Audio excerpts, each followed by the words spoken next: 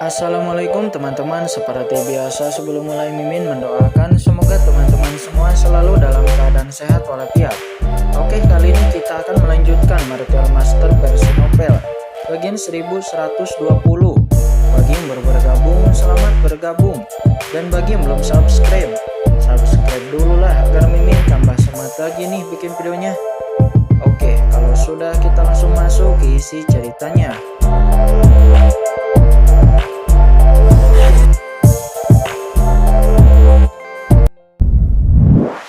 Yang kuat.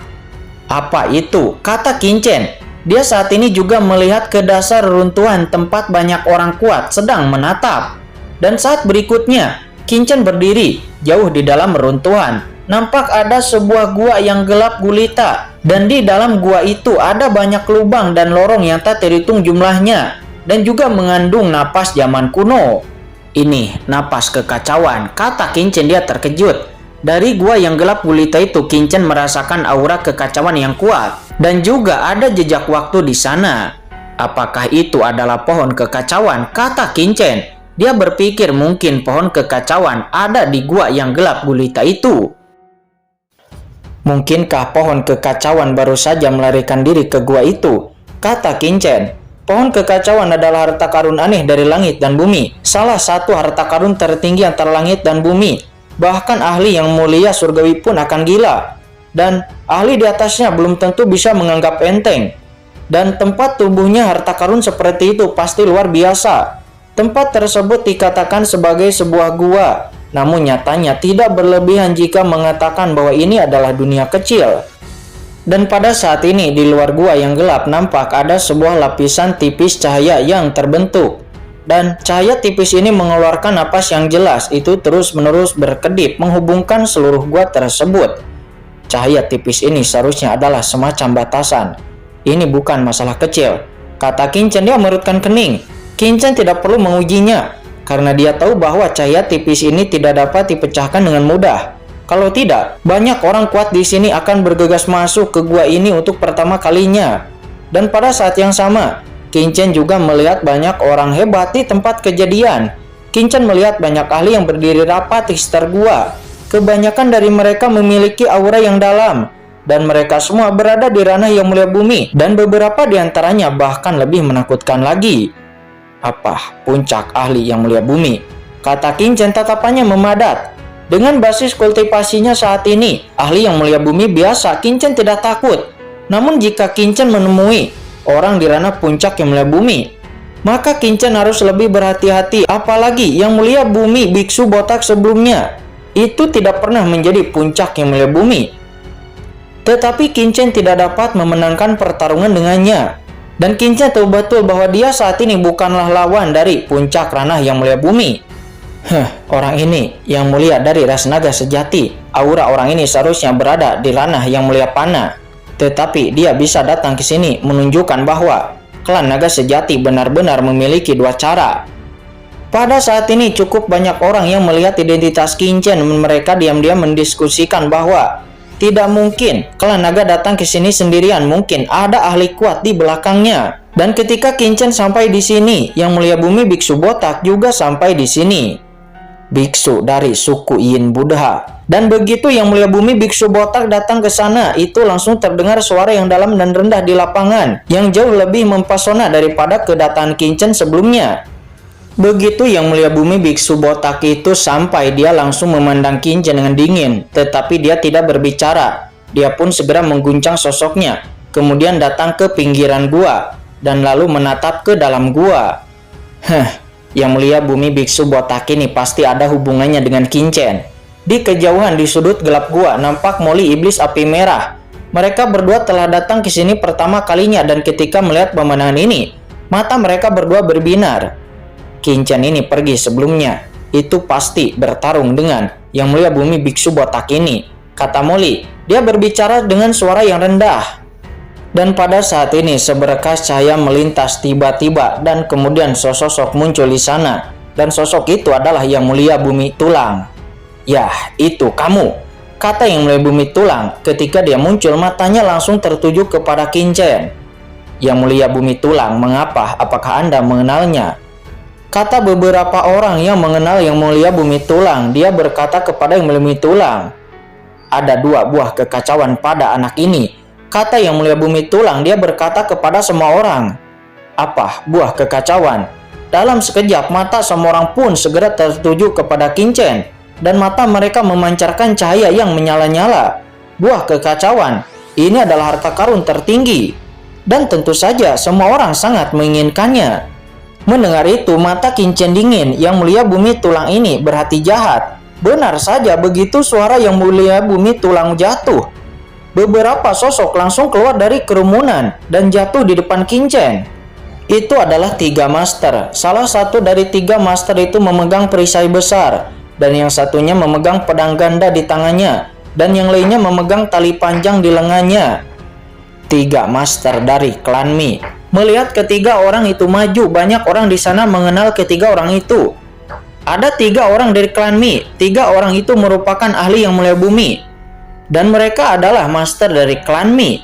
Klan Mi hanyalah klan kecil, tetapi reputasi klan Mi sangat keras, karena ketiga orang ini semuanya adalah ahli Yang Mulia Bumi, dan itu adalah ahli Yang Mulia Bumi biasa. Tetapi intinya bahwa ketiga ahli Yang Mulia Bumi ini selalu bertindak bersama-sama.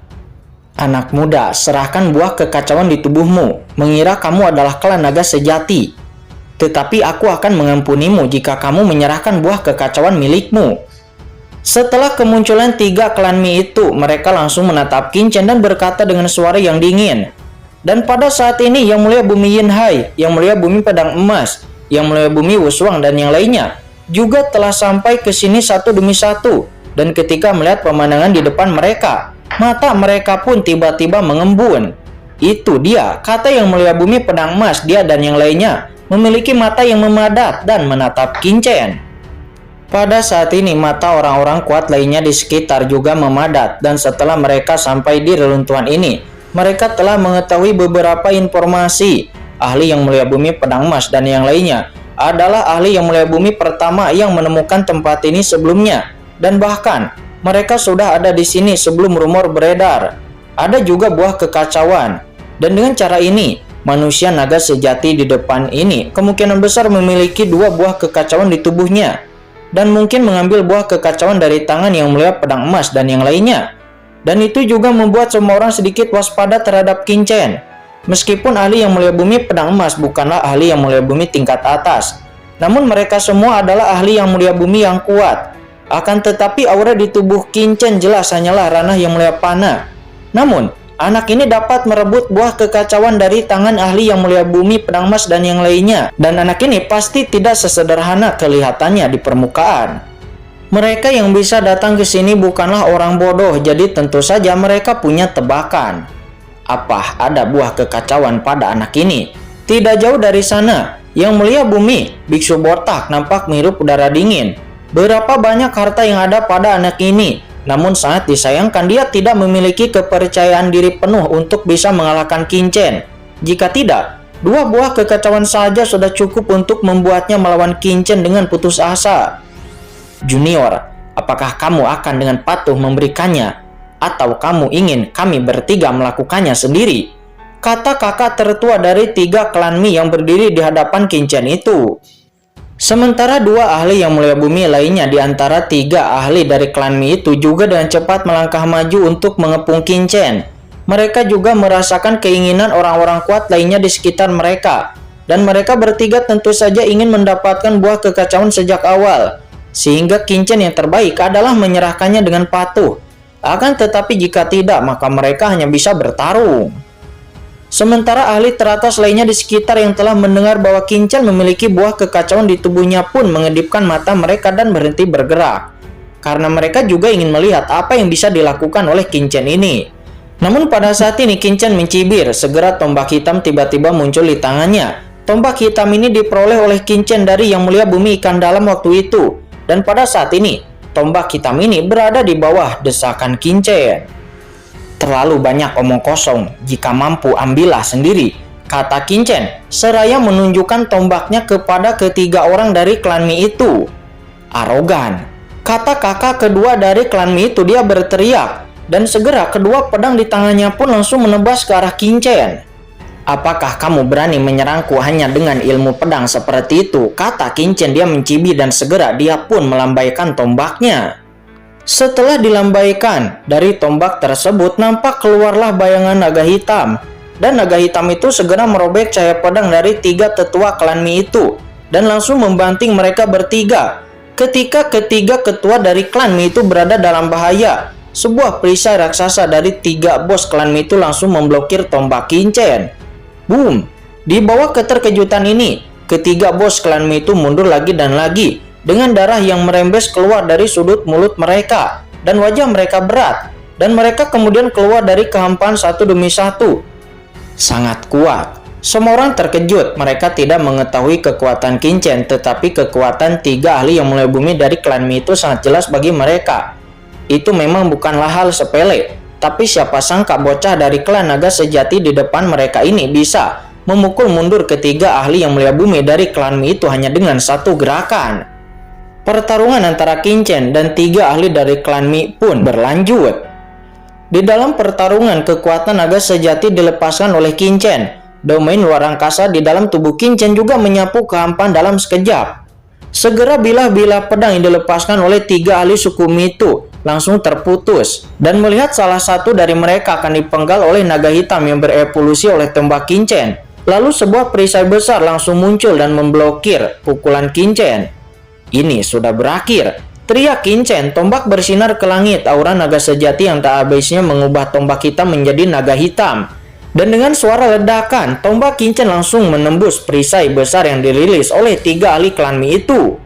Seketika 3 tetua klan Mi itu melebarkan matanya. Mereka bertiga meraung dan kekuatan ahli yang mulai bumi pada mereka terus didesak, mencoba menahan pukulan Qin Chen, akan tetapi itu tidak berhasil. Qin Chen merilis serangan rahasia naga sejati dan Qin Chen langsung mengguncang tombak itu dan langsung menembus ketiga tubuh orang itu. Dan pada akhirnya ketiga master dari klan Mi itu terbunuh oleh Qin Chen. Dalam sekejap mata, ketiga klan Mi meninggal secara tragis di bawah tombak hitam Qin Chen. Qin Chen nampak berlumuran darah dan di tangan kanannya cakar naga. Darah menetes terus-menerus. Qin Chen seperti dewa pembunuh. Dia berdiri dengan bangga di kehampaan di hadapan semua orang. Boom! Pada saat ini dari 3 tubuh klan Mi itu cahaya jiwa yang tak terlihat muncul. Ini adalah jiwa dari 3 master klan Mi yang ingin melarikan diri. Qin Chen mencibir di dalam tubuhnya. Energi naga yang kuat langsung dilepaskan. Energi naga sejati itu menyapu seluruh dunia. Naga nyata yang tak terhitung jumlahnya meraung. Banyak ahli yang melihat mundur dengan ngeri. Energi naga yang tak ada habisnya itu berubah menjadi naga nyata yang ganas. Itu melayang di langit dan langsung menelan ketiga jiwa dari klan Mi itu. Ketiga cahaya jiwa itu langsung ditelan oleh Qin Chen ke dalam mulut bayangan naga sejati. Dan pada saat yang sama, cakram Gyeokyan Kun di tubuh Qin Chen bergetar sedikit, dan segera Poniblis dari 10.000 alam menyala, dan 3 jiwa dari klan Mi itu langsung ditelan oleh Poniblis dari 10.000 alam dan menjadi suplemen nutrisi bagi Poniblis 10.000 alam. Dalam sekejap, ketiga jiwa dari master klan Mi itu yang hidup sekarang sudah mati, termasuk jiwa mereka, yang membuat mata semua orang langsung terbuka lebar dan terasa luar biasa. Pada saat ini, Qin Chen kemudian mengangkat tangannya, dan Qin Chen mengambil cincin penyimpanan dan harta karun milik ketiga master klan Mi itu. Aura naga sejati di tubuh Qin Chen terus mengaum dan aura naga itu luar biasa. 3 master dari klan Mi mencari jalan buntu, kata Qin Chen. Saat ini Qin Chen perlahan berjalan menuju cahaya tipis di bawah. Dia tersenyum dan tenang dan berkata dengan tenang kepada semua orang. Dan pada saat ini, hati banyak orang di sana pun tenggelam. Qin Chen ini dapat membunuh ketiga master dari klan Mi hanya dengan begitu mudah. Pada saat ini, semua orang menatap Qin Chen. Mereka menghirup udara dingin dan tidak berani bertindak gegabah. Ketiga master klan Mi bukanlah master teratas di antara banyak pemain kuat yang hadir. Akan tetapi mereka bertiga jelas tidak lemah. Namun mereka bertiga langsung dibunuh oleh Qin Chen di depan mata semua orang. Guncangan kuat semacam ini membuat semua orang merasa berdebar-debar dan menggigil. Yang mulia bumi tulang putih, kenapa? Apakah Anda masih ingin buah kekacauan milik Kurus ini? Jika memang benar, mengapa tidak datang dan mengambilnya sendiri? Kata Qin Chen. Dia mencibir seraya menatap yang mulia bumi tulang putih dan melangkah keluar. Dan kemudian, boom! Tiba-tiba roh naga yang menakutkan bergegas ke langit dan ada 3 naga bayangan yang terbang di atas Kincen dan itu bergegas menuju Yang Mulia Bumi Tulang Putih. Namun pada saat ini, dengusan dingin tiba-tiba terdengar. Dan kemudian, dari belakang Yang Mulia Bumi Tulang Putih, sebuah tulang tangan yang besar menyapu ke depan Yang Mulia Bumi Tulang Putih. Ya, itu adalah seseorang yang mengulurkan tangannya dan dia dengan mudah menahan serangan Kincen. Dan kemunculan seseorang itu juga langsung membawa aura yang sangat menakutkan seperti tsunami menyebar ke segala arah. Di bawah napas aura ini, Kincen mendengus dan mundur lagi dan lagi. Jika bukan karena tubuh naga sejatinya, Kincen mungkin akan mundur beberapa langkah. Segera setelah itu dari kehampaan seorang master dengan tulang emas muncul. Master keluarga tulang ini, tulangnya berwarna emas seperti batu giok itu bersinar terang mengeluarkan napas yang menakutkan yang membuat jantung orang-orang berdebar-debar. Kaisar Tulang. Dan ketika melihat kemunculan orang ini, Yang Mulia Bumi Tulang Putih pun buru-buru memberi hormat kepada orang ini. Ternyata orang ini bernama Yang Mulia Bumi Tulang Yao Huang. Dia merupakan pemimpin dari ras tulang yang memasuki alam Dewa Pentin ini. Yang Mulia Bumi Tulang Yao Huang dikabarkan menjadi puncak Yang Mulia Bumi lebih dari 200.000 tahun yang lalu. Dia telah mencari peluang untuk menerobos ranah Yang Mulia Surgawi. Tetapi semua orang tidak menyangka orang ini juga akan tiba di sini secara tak terduga. Puncak Yang Mulia Bumi, kata Kincen. Dia juga memadatkan matanya dengan ekspresi serius yang tak ada habisnya di matanya. Kekuatan Yang Mulia Bumi Yao Huang ini memberinya kejutan yang kuat. Dan orang ini jelas merupakan ahli teratas di antara para ahli Yang Mulia Bumi. Dan dia jauh lebih menakutkan daripada Yang Mulia Bumi Biksu Botak sebelumnya. Dan di belakang Master Klan Tulang Emas itu nampak diikuti oleh sekelompok ahli Klan Tulang. Dan masing-masing dari mereka juga memiliki aura yang luar biasa. Bocah naga sejati, apakah menurutmu ras tulangku tidak memiliki master teratas? Kata Yang Mulia Bumi Yao Huang, dia memancarkan napas emas. Meskipun tubuhnya terbuat dari tulang emas dan dia tidak berdaging dan berdarah, namun napas kehidupan yang menyebar keluar darinya sepertinya dapat menutupi langit. Hahaha, Kaisar Tulang Emas, kamu sangat marah. Siapa yang membuatmu sangat marah seperti itu? Pada saat ini sebuah tawa keras lainnya terdengar dan aura menakutkan lainnya datang dari kehampaan. Itu menggelegar disertai dengan energi iblis yang mengerikan yang terus bergulir. Nampak ini adalah serigala perak besar. Tubuhnya sangat tinggi, dia berjalan dari udara. Dan setelah datang, dia dengan cepat muncul di tengah-tengah kerumunan. Nampak itu adalah seorang pria parubaya dengan rambut perak yang panjang, dengan tanda bulan sabit di dahinya. Ras iblis, ahli Yang Mulia Bumi, serigala surgawi. Kerumunan pun berseru ketika orang ini datang. Dan orang ini juga jelas merupakan master tertinggi di ranah puncak Yang Mulia Bumi. Serigala surgawi, ras iblismu apakah ingin menghentikanku? Kata Yang Mulia Bumi Yao Huang. Dia berkata dengan suara yang dingin, dengan aura pembunuh. Dan lalu api emas menyala di tubuhnya, membentuk totem api.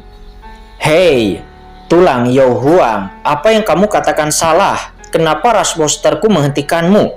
Bagaimanapun, makhluk seperti naga itu mewakili ras monsterku. Namun bagaimanapun juga, naga sejati juga ada di antara ras monsterku. Aku tidak bisa membiarkannya dihina oleh orang sepertimu. Sebuah suara terdengar lagi di seluruh area tersebut. Suara ini dipenuhi dengan rasa godaan. Kemudian, nampak seorang wanita anggun melangkah maju. Tetapi wanita anggun ini memancarkan rasa teror. Itu iblis bayangan. Segera banyak orang merubah ekspresinya lagi. Dan ini adalah raksasa lain dari ras iblis.